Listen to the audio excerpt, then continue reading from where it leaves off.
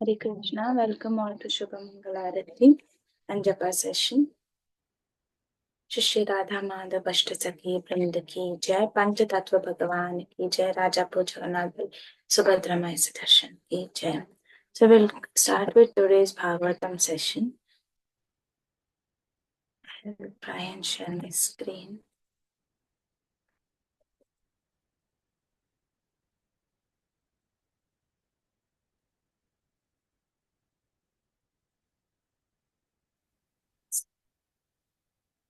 Om Namo Bhagavate Vasudevaya.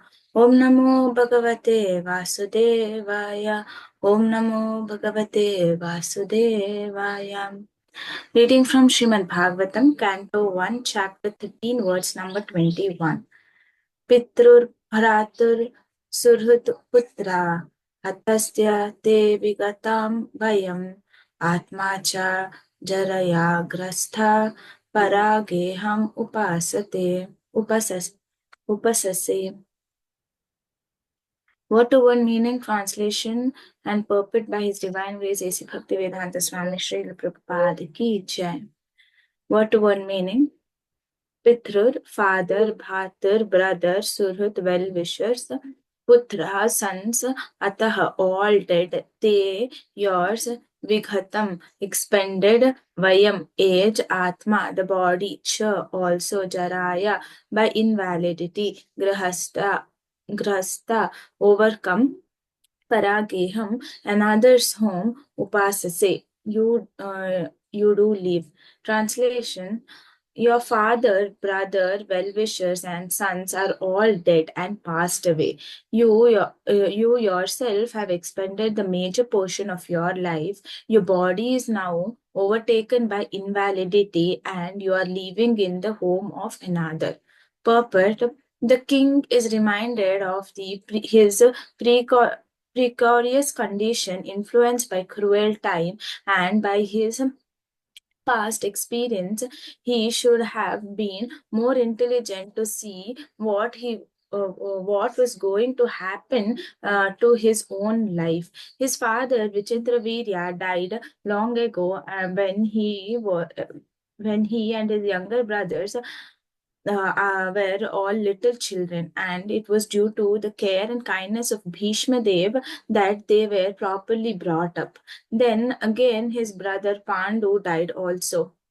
Then, in the battlefield of Kurukshetra, his 100 sons and his grandsons all died, along with all other well-wishers like Bhishma Dev, Dronacharya, Karna, and many other kings and friends. So, he had lost all men and money, and now he was living at the mercy of his nephew, whom he had put into troubles of various types. And despite all these reverses, he thought that he would prolong his life more and more. Vidura wanted to point out to Dhritarashtra that everyone has to protect himself by his action and the grace of the Lord. One has to execute his duty faithfully, depending for the result on supreme authority. No children, no friend, no children, no father, no brother, no state, and no one else can protect a person who is not protected by the Supreme Lord. One should therefore seek the protection of the Supreme Lord, for the human form of life is meant for seeking that protection. Dhritarashtra was warned of his precarious condition more and more by the following words. Before I begin, I would like to offer my prayers. ओम अज्ञानतिमिरान्धस्य अज्ञानाञ्जनाशलाकया चक्षुरुन्मिलितं येन तस्मै श्रीगुरवे नमः। श्रीचैतन्यमनोभीष्टं स्थापितं येन भूतले स्वयं रूपा कथामह्यं ददान्ति स्वपदान्तिकं। वन्देऽहं श्रीगुरु श्रीयुतापदकमलं श्रीगुरुं वैष्णवांश्च श्रीरूपं साग्रजातं सहगण रघुनाथान्वितं तं सजीवं साद्वैतं सावधूतं परिजनसहितं कृष्ण चैतन्य देवं श्री राधा कृष्ण पादान् सहगण ललिता श्री विशाखान्वितांश्च। हे कृष्ण करुणा सिन्धु दीन बन्धु जगद्गतपते गोपेश गोपिका कान्ता राधा कान्ता नमोऽस्तुते। तप्तकाञ्चन गौराङ्गी राधे वृन्दावनेश्वरी वृषभानुसुते देवी प्रणमामि हरिप्रिये वाञ्छाकल्पतरुभ्यस्य कृपा सिन्धुभ्य एव च पतितानां पावनेभ्यो वैष्णवेभ्यो नमो नमः। जय श्री कृष्ण चैतन्य प्रभु नित्यानंद श्री अद्वैत गदाधारा श्रीवासादि गौर भक्तवृंद हरे Krishna Krishna Krishna Hare Hare Hare Rama Ram Ram Hare Hare.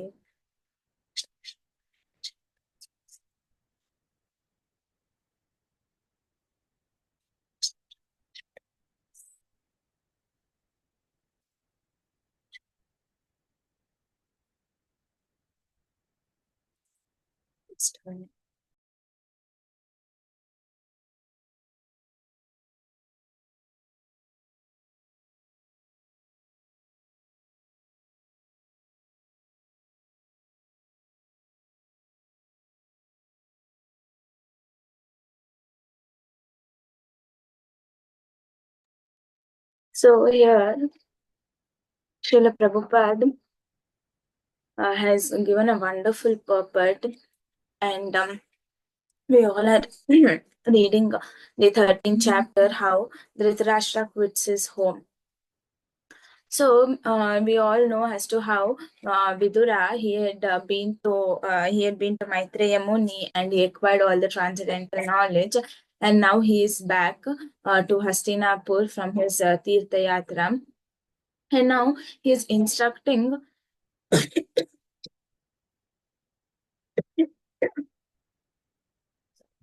And now he's instructing Dhritarashtra.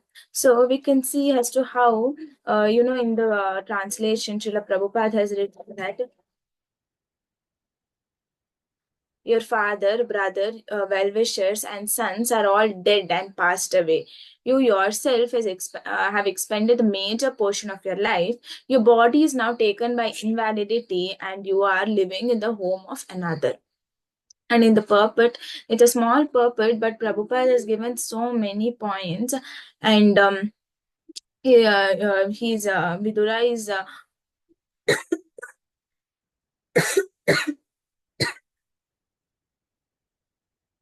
Vidura is instructing Dhritarashtra here.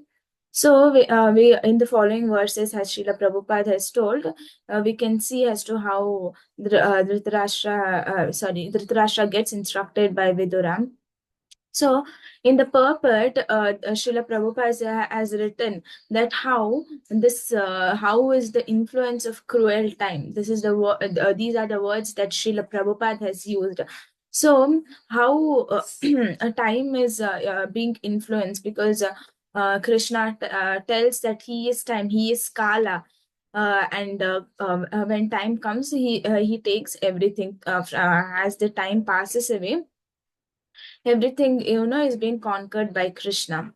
So, and he plays the time of he plays the role of time, and he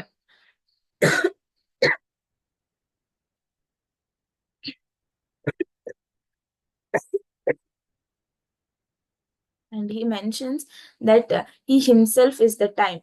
So here in the purport, Srila Prabhupada has written how time we are all influenced by time, but we are unable to understand that we are influenced by time, and Krishna is acting in form of time. So here Prabhupada has written that Dhritarashtra, he knew that his father Vichitra Virya, he had died, and then after that his brother Pandu also died. And after that, his sons, his whole 100 sons, mm, all of them lost their lives in the battlefield of Kurukshetra. But still, what is the Dhritarashtra trying to do? Dhritarashtra is still, in the house of Pandavas. He's in the shelter of the Pandavas, and he's trying to, see as to how he can make his life better.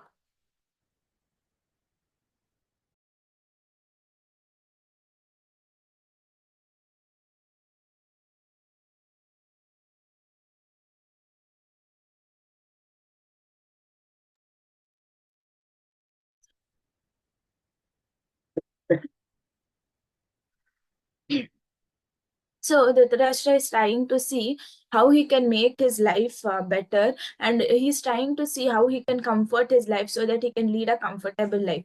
So, but what is he trying to? But what is he failing to understand is that even though he's making all these arrangements in order to live a comfortable life, he's getting old, and by birth he has lost his vision, and now he's also going through all these sufferings, that he has lost all his 100 sons, and he has lost the kingdom. And in spite of that, he's trying to search for that one pinch of happiness in the material world in spite of all these sufferings. And he's forgetting, in spite of knowing the fact that his father Vichitravirya died, his brother died, his sons died. But what is he thinking? Okay, I'll make my life comfortable, oh, I will not die. So we all know this, right? As to how once Yudhishthir Maharaj was asked so many questions by one yaksha. I think around 64 questions were asked by the yakshas, and one of the questions was, what is the most wonderful thing in the world? So Yudhishthir Maharaj tells the most wonderful thing in the world is that, everybody is dying, and still we think that, oh, I will live forever. That is the most wonderful thing. People are unable to understand that, one or the other day even I have to die. But no, we are all making arrangements in such a way that, you know, we lead our lives forever. Here, Dhritarashtra is also doing the same thing. Dhritarashtra is thinking that, oh yeah, it's okay. I'm going through suffering, but it's okay. I will plan my life in such a way that it is a little more comfortable. But in spite of seeing so many people dead in front of his own eyes, he's unable to understand this fact. So that is the first takeaway point, that Krishna acts in form of Kala, and he takes away everything at the time of death.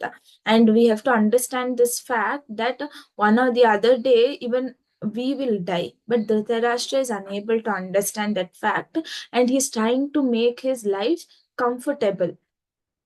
Yeah. So that is the first thing. That how Dhritarashtra is trying to make his life comfortable.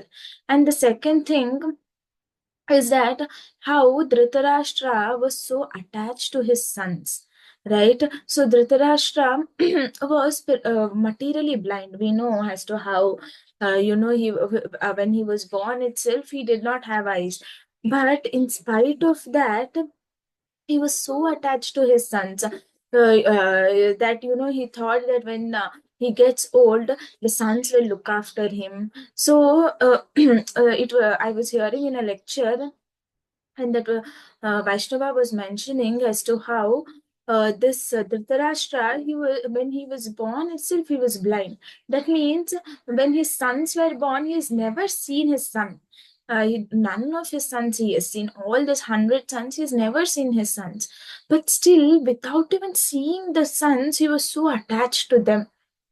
So that attachment became the cause of his own suffering.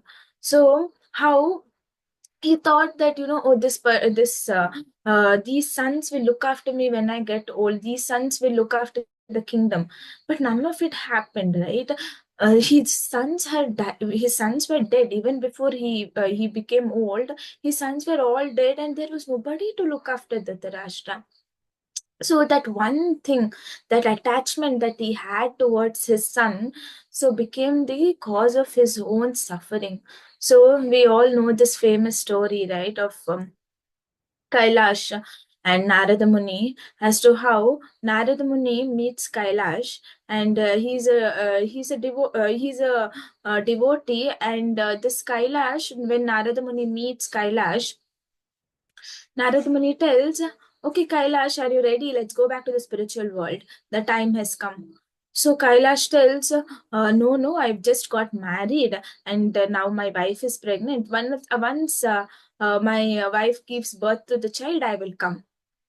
Okay, and then Narada Muni goes back, and after that, Kailash's wife gives birth to the son, and now again Narada Muni comes. Okay, now she's given birth. Will you come back with me? And now he tells, no, no, just now the son is being born. So I have to look after the son. How will I come back? He is still young. So how will my wife handle everything? So Narada Muni tells, okay, fine. And then the son grows up, and he's settled, he has a job. And again now Narada Muni comes, and he tells, okay, now as you have desired, your son is settled, now will you come back to the spiritual world? Now Kailash tells, no, no, how will I come back? Now he have to get married. It is such a huge responsibility. I have to get my son married. I have to find a bride for him. So he tells, after that I will come. And then Narada Muni and then Kailash gets his son married, and now Narada Muni comes. Now Narada Muni, when Narada Muni comes, he will, now Kailash tells, no, how can I come back? My son is going to have a grandson, so I have to see who is that grandson. I have to look after him. So Narada Muni again goes back, and now Kailash is spending his time with the grandchild, and all this is it's been a while, and then after that again Narada Muni comes back. But now when Narada Muni comes back, what would have happened is Kailash would be dead. So he's died. And he's because he was so attached to his son and his family, what he is he has got a body of a dog, and he's in the same house with his son, but in form of a dog. So now what happens, this son, he has become a very big businessman. And this father also is there with the son in form of a dog. And now Narada Muni comes. He tells, oh Kailash, you have now, anyways, you are dead. And now you have become a dog. At least now you come back to me, to the spiritual abode. Now Kailash tells, no, no, see, my son has got a very big business. And this fellow is so careless, and I am scared where he'll lose all his wealth. So I am guarding all his wealth. And then this in form of dog, he's guarding all his wealth. And then this Kailash, even after he being a dog, he serves his entire life. He takes care of the wealth of his son. He's guarding.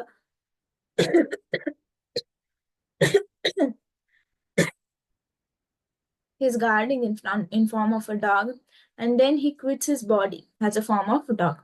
And then what happens? He again takes birth in the same family in form of a snake. And now what happens, his grandchildren are all grown up, and still he's in the same house. He's still scared wherein they will lose all his property. So in form of snake, he's nearby the same house, and he's guarding the house, and he's making sure his children, his grandchildren, all of them are safe. But one day what happens, his grandchildren sees that there is a snake in their house. So what they do, they all come and take a stick and beat up the snake, and the snake dies. And now Narada Muni comes. Now he tells, see, Kailash, these sons and grandsons for whom you were longing, and whom you thought will take care of you, now they've become your own enemies. Now they're beating you up to death, and because of them you have died. They are the reasons for the cause, they are the cause, they are the reason for your death, Kailash. At least now you listen to me, you come back to the spiritual world. Now Kailash realizes and he goes back to the spiritual abode.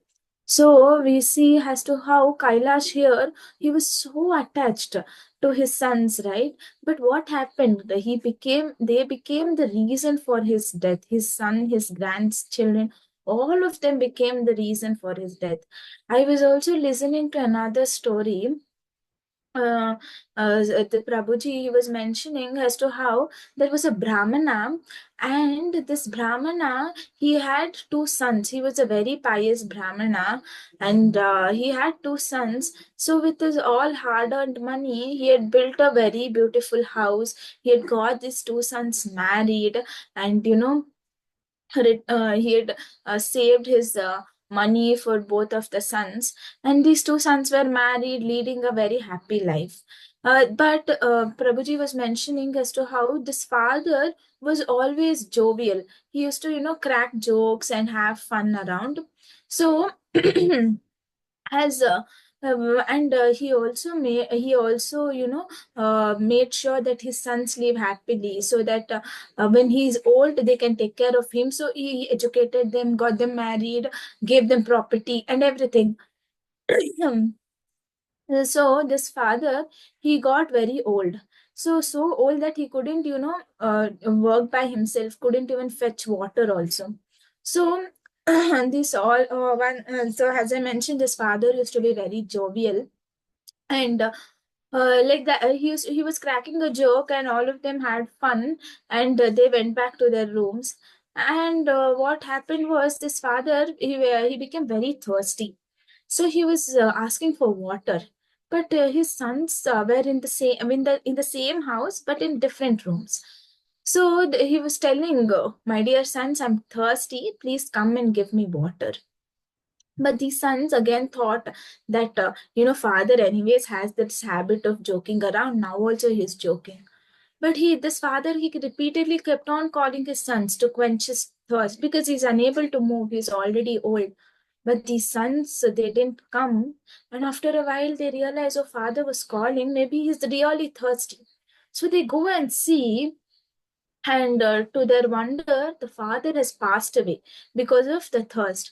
So for these sons, he thought, these sons whom he, whom he made them grow, have a job, made their life settle, got them married. Why did he do all this? He thought, okay, when I get old, my sons will look after me.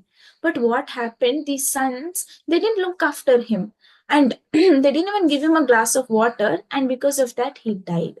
So the same thing, it's the same thing in case of the Dhritarashtra also. He thought, my 100 sons will look after me, and that is why he wanted to give the kingdom also. And with this attachment towards his son, he became materially blind. Materially, he was anyways blind, and he became spiritually blind. And because of that attachment, they became the cause of his suffering. So this is the second thing, how attachment can cause suffering. So how Dhritarashtra was attached, and that itself became a suffering for him. And the next thing that is being mentioned here is that how Lord protects, how only Lord can protect, right? So if the Lord has desire to protect a person, then nobody can cause harm to that person. So we all know this famous verse in Bengali, right? Mare Krishna rake Krishna mare ke. So if Krishna has decided to protect anybody, nobody can, harm that person. And if Krishna has decided to, not protect that person, even if the entire universe comes together, then that person has to go through suffering. He has to go through, he cannot escape his suffering. So we all know the wonderful example for this is Prahlad Maharaj and his father Hiranyakashipu, as to how Krishna had decided to protect Prahlad Maharaj. So whatever situation his father Hiranyakashipu puts him, we all know, right, how he was being stung by the elephant, put in the fire, made to drink poison, bitten by the snake. All these things he was going through. But Krishna, Lord Vishnu, had decided that he is my devotee and he will be protected. So, even though his father was trying to externally harm him so much, but from the back end, Krishna was supporting him, he was protecting him. So, we can see how Prahlad Maharaj was always protected. But on the other hand, this Hiranyakashipu, he had designed such a plan in such a way that he got this boon from Brahma, that he has to become immortal. When he came to know that Brahma himself is not immortal, he designed a plan in such a way that he shouldn't die, nobody should kill him. But Krishna had already decided, oh, this cruel demon has to be killed from my hands. And even though he was sanctioned the boon by Brahma, but Krishna had decided to kill him, and nothing could protect Hiranyakashipu. So it is the same this thing that Srila Prabhupada has given here. So no friend, no children, no brother, no father can protect anybody if Krishna has decided to, you know, take everything from them in form of Kala. If Krishna has decided to, kill that particular living entity like Hiranyakashipu, then nobody could protect him. Not even Brahma's boon could protect him. So no, we are all in this illusion that my father, my brother, my children, my wife, my husband will protect me. No, but the actual protector is Krishna. Krishna is protecting all of us. So if we are when we read Narasimha Kavacham, we can see as to how Narsimhadev is protecting each and every part of the body. So it is we are in illusion, right? Or we think, oh, this protect person will protect us. No, it is only Krishna who will protect us. So I was hearing to this. I was hearing to Guru Maharaj's lecture, and in that, Guru Maharaj was mentioning as to how there was a person in Russia, I think, or he had gone to war for Russia, or he was in Russia, I am not sure. But this person, he was in an army, he was in defense, and what it had happened so that he had to go to a war field and fight, and already so many people had died in the war field. So it was such a critical situation. It was such a critical situation. So all of them were dying, and his family was so scared to send this person because there was such a huge bloodshed. So what happened, this person had to go because he was in defense. He went to that place where war was happening, and he fought. And all of them thought that, oh, even he will die in the war. No, this person fought. And then what happened, he had to fly back. So he took a flight, and he came back to his place where he stays, his native. And then when he came back there, he was coming out of the airport, and he met with an accident, and there he passed away. So Guru Maharaj was telling, say, Krishna protected him in the war field. So everybody thought that this person will die in the war field, but no, he did not die in the war field. But it so happened that Krishna, he met with an accident, and he died when he came to the airport. So you never know, how death will come. So it is very important that we take up the spiritual path and chant the holy name of the Lord. This is what Guru Maharaj was mentioning. So we are all in illusion that my family will protect, my friends will protect. No, but the actual protector is Krishna himself.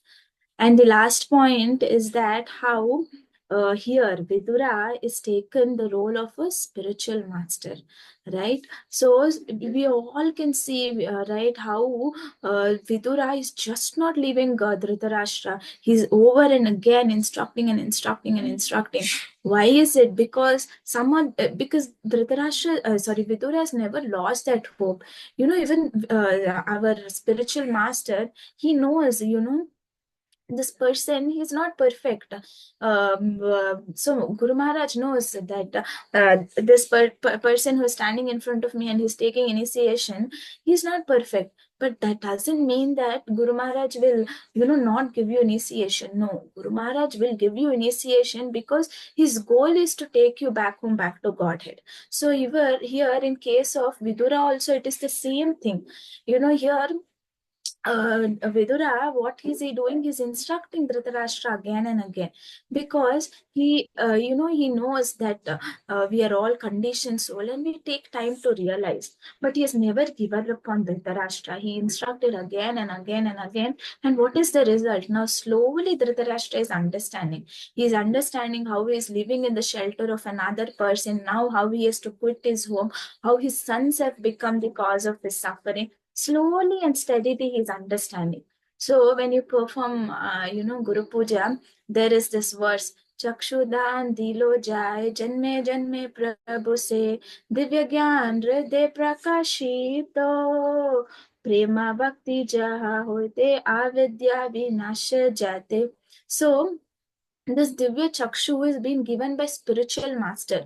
Okay, so when spiritual master gives this divya chakshu, and when his love pierces your heart, all the ignorance is being destroyed, and you come back, you understand that your dormant Krishna consciousness is awakened, and we start to perform bhakti again. We understand how we are conditioned, and our eternal position is to become the servant of the Lord. Here, Vidura also has done the same thing. He again and again instructed Dhritarashtra, because of which his words have acted like arrows, and it has, destroyed his illusion. And now, slowly, Dhritarashtra is understanding. So, these are some of the takeaway points from today's words as to how Dhritarashtra is now been instructed by Vidura, and slowly he's getting his illusion is being removed. So thank you so much for your patient listening. Radharaj Srimad Bhagavatam ki jai. Jagat Guru Srila Prabhupada ki jai. Patita Pavana Guru Maharaj ki jai. Hare Krishna.